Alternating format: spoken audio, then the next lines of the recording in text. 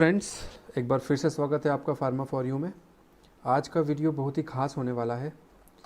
आज हम बात करेंगे career option after B pharm और डिप्लोमा। जो भी गवर्नमेंट जॉब के लिए बी फॉर्म और डिप्लोमा का कैंडिडेट अप्लाई कर सकता है, उन सारी जॉब्स के बारे में आज हम इस वीडियो में बात करेंगे। तो ये वीडियो को पूरा एंड तक देखें। तो चलिए शुरू करते हैं।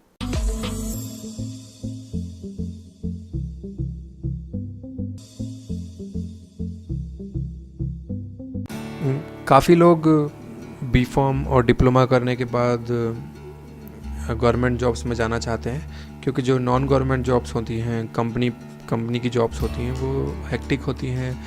टाइम फ्रीडम वो बहुत ही कम मिल पाता है। तो बहुत से लोग ये सोचते हैं कि एक ऐसी जॉब मिले जो कि जिसमें वो अच्छे से सेटल हो सके और जो जॉब्स के टाइमिंग हो वो भी रिलायबल हो। तो उसके लिए बहुत से लोग गवर्नमेंट जॉब के लिए अप्लाई करते हैं, और आज की वीडियो में हम यही देखेंगे कि कौन कौन सी गवर्नमेंट जॉब्स हैं सेंट्रल और स्टेट गवर्नमेंट्स में, जिसके लिए एक बी फॉर्म और डिप्लोमा करके स्टूडेंट अप्लाई कर सकता है। ये छोटा सा एक रिव्यू है, और डिटेल्स में आपको किसी जॉब के बारे में जानकारी चाहिए तो आप हमें कमेंट्स के माध्यम से पूछ सकते हैं। बी फॉर्म करने के बाद या फिर डिप्लोमा करने के बाद आप कहीं भी जा सकते हैं। या तो गवर्नमेंट जॉब्स के लिए अप्लाई कर सकते हैं, नॉन गवर्नमेंट जॉब्स के लिए अप्लाई कर सकते हैं, और हायर स्टडीज़ के लिए अप्लाई कर सकते हैं। गवर्नमेंट जॉब्स के लिए फिर से आपके पास दो ऑप्शन होते हैं। या तो आप सेंट्रल गवर्नमेंट में जा सकते हैं या फिर स्टेट गवर्नमेंट के लिए अप्लाई कर सकते हैं। नॉन गवर्नमेंट जॉब्स भी बहुत सारी होती हैं, उसके लिए हम अलग से एक वीडियो बनाएंगे जिसमें हम डिटेल्स में सारी बातें बताएंगे आपको। हायर स्टडीज़ डिप्लोमा और डिग्री के बाद आप आसानी से मास्टर प्रोग्राम कर सकते हैं कहीं से भी, पर इस वीडियो के अंदर सिर्फ हम गवर्नमेंट जॉब्स के लिए बात करेंगे। तो पहली बात करते हैं हम सेंट्रल गवर्नमेंट जॉब्स के लिए। सेंट्रल गवर्नमेंट में कहाँ पर फार्मासिस्ट के लिए वैकेंसीज निकलती है और कहाँ पे हम अप्लाई कर सकते हैं। तो सेंट्रल गवर्नमेंट सेक्टर के लिए सबसे मेन जो एंट्रेंस होता है वो यूपीएससी और एसएससी के थ्रू होता है। यूपीएससी में दो तरह के जॉब होते हैं, यूपीएससी और एसएससी दोनों जगह पर। कहीं पर जनरल जॉब्स और एक कोर जॉब्स होते हैं। जनरल जॉब्स के लिए, जनरल जॉब्स यानी कि आप आईएएस, आईपीएस, क्लास फर्स्ट अधिकारी जॉब एटसेट्रा आप अप्लाई कर सकते हैं, जो कि एक ग्रेजुएट स्टूडेंट अप्लाई कर सकता है। इसके लिए कहीं ज़रूरी नहीं है कि आपको बीएससी और बीकॉम करना ज़रूरी है। आप बी फॉर्म के बाद भी यूपीएससी की जो आईएएस, आईपीएस, क्लास 1 की जॉब की तैयारी कर सकते हैं। अगर आप मानते हैं कि आप बहुत अच्छे से तैयारी कर सकते हैं, बहुत अच्छा डिटेल्स में आपका जीके, हिस्ट्री सब अच्छा है, तो आप यूपीएससी और एसएससी के लिए जा सकते हैं। तो इनके अलावा फार्मेसी करने के बाद आप चाहें तो जॉब्स रिलेटेड टू फार्मेसी भी बहुत सारी यूपीएससी और एसएससी निकालता है, जिनमें कि सबसे प्रायर होती है ड्रग इंस्पेक्टर। ड्रग इंस्पेक्टर हर कोई बनना चाहता है, और जो सबसे प्रायर मोस्ट जॉब होती है after doing pharmacy is drug inspector. उसके बाद फार्मासिस्ट की वैकेंसी भी आती है, और केमिस्ट की वैकेंसी भी यूपीएससी और एसएससी के थ्रू निकलती रहती है। हालांकि इनकी जो मतलब स्ट्रेंथ जितनी मांगते हैं लोग वो कम होती है, कम लोगों को लिया जाता है, और थोड़ी एग्ज़ाम टफ होती है, पर ये जॉब पाना सबके लिए एक सपना होता है। तो अगर आप तैयारी अच्छे से कर सकते हैं तो आप इन सब की प्रिपरेशन कर सकते हैं। नेक्स्ट बात करेंगे रेलवे की। रेलवे भी एक सेंट्रल गवर्नमेंट अथॉरिटी है। इसके अंदर भी आप आरआरबी के थ्रू, वेरियस आरआरबी के थ्रू फार्मासिस्ट की वैकेंसी होती रहती है, निकलती रहती है। अभी फ़िलहाल में ही रेलवे रिक्रूटमेंट बोर्ड ने फार्मासिस्ट की वैकेंसी को निकाला था। उसके बाद एयरवेज़ के अंदर, इंडियन एयरवेज़ के अंदर, एयर इंडिया के अंदर बहुत सारी ऐसी वैकेंसी हैं जो फार्मासिस्ट की निकलती रहती हैं। हालांकि जो नंबर ऑफ़ कैंडिडेट्स हैं वो कम लेते हैं, 2, 3, 4, पर हाँ सेंट्रल गवर्नमेंट के अंदर, एयरवेज़ के अंदर आप जा सकते हैं। उसके बाद बैंक के अंदर भी दो तरह की जॉब हम क्लासीफाई करेंगे। एक तो कोर जॉब्स होती हैं, यानी कि आप पीओ वगैरह के लिए अप्लाई कर सकते हैं। उसके बाद रिज़र्व बैंक ऑफ इंडिया के अंदर, स्टेट बैंक ऑफ इंडिया के अंदर, ऐसे ही बहुत सारी फार्मासिस्ट की वैकेंसी भी निकलती है, रेसिडेंस फार्मासिस्ट, क्योंकि उन लोगों की एक अलग से क्लिनिक होते हैं जिसके लिए रेसिडेंट डॉक्टर और रेसिडेंट फार्मासिस्ट की वैकेंसी निकलती रहती है। इसमें भी वही बात होगी कि जो अमाउंट है, कम क्वांटिटी है, वो बहुत कम होती है, नंबर जो होता है वो बहुत ही कम होता है। तो इनके लिए आपकी तैयारी और प्रिपरेशंस बहुत अच्छी होना चाहिए। उसके बाद आर्मी के अंदर, इंडियन आर्मी के अंदर सिपाही फार्मा की वैकेंसी, जो कि हाल ही में अभी निकली हुई है। आप चाहें तो हमारी वीडियो को देखकर उसको कैसे फिल कर सकते हैं।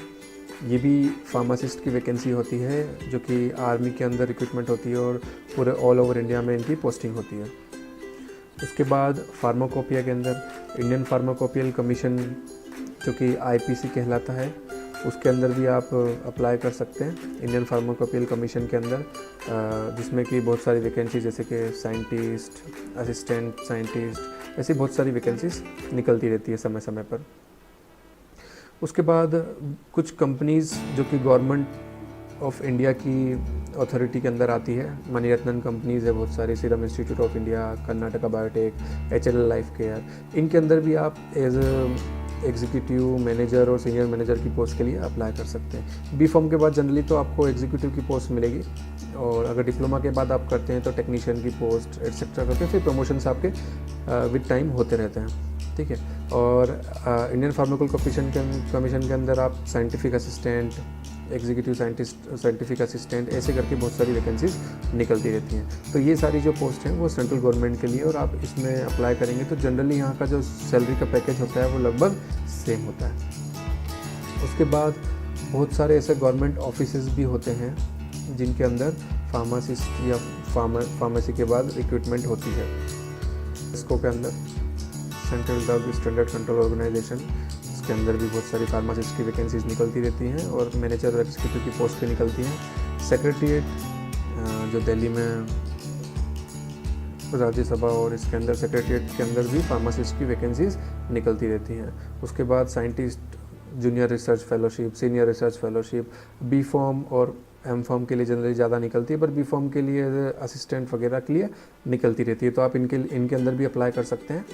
उसके बाद जो सेंट्रल गवर्नमेंट के ऑपरेटेड मेडिकल कॉलेजेस होते हैं उसके अंदर भी फार्मासिस्ट की वैकेंसी निकलती रहती है। और जो मेडिकल कॉलेजेस के अलावा बहुत सारे सेंट्रल गवर्नमेंट के इंस्टीट्यूट होते हैं, जैसे कि NIT, IIT और सेंट्रल गवर्नमेंट के कुछ कॉलेजेस, उनके अंदर भी फार्मासिस्ट की वैकेंसी निकलती है, और उनका जो पे स्केल होता है वो लगभग सभी जगह पर सेम होता है।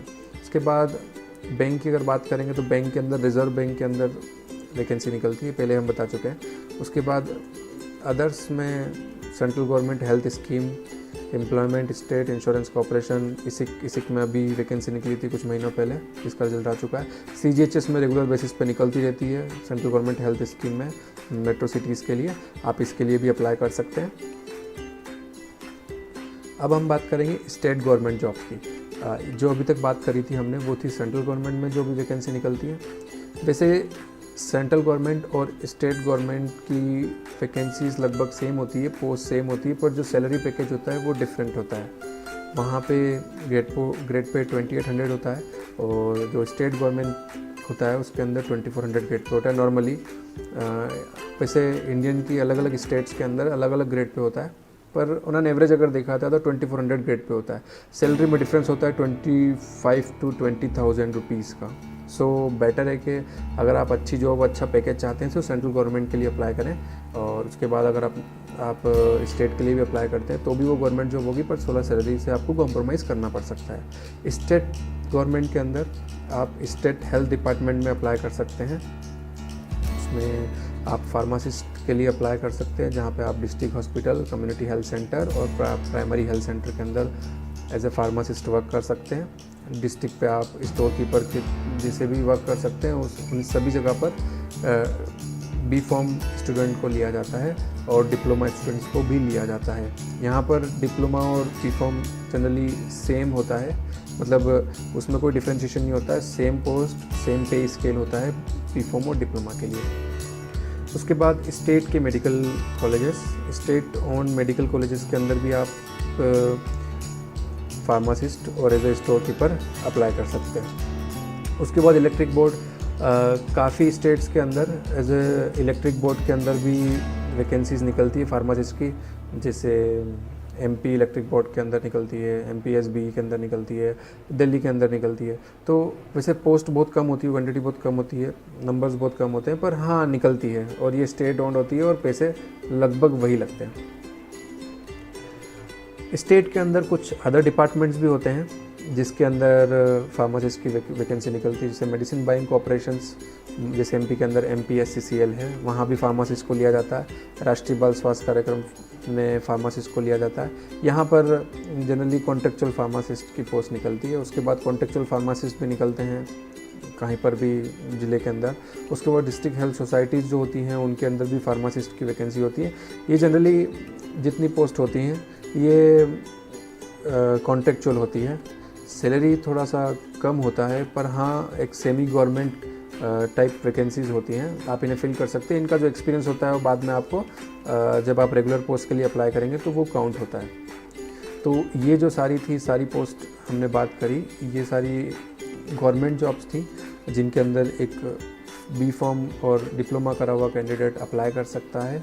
सेंट्रल गवर्नमेंट काफ़ी अच्छी वैकेंसीज़ और सैलरी देता है और स्टेट गवर्नमेंट के अंदर भी रेगुलर पोस्ट निकलती रहती है फार्मासिस्ट की। आप जहाँ चाहें वहाँ अप्लाई कर सकते हैं, जितना आप पढ़ सकते हैं उसके हिसाब से आप सेंट्रल गवर्नमेंट और स्टेट गवर्नमेंट में अप्लाई करके पास हो सकते हैं और अपनी एक अच्छी रेगुलर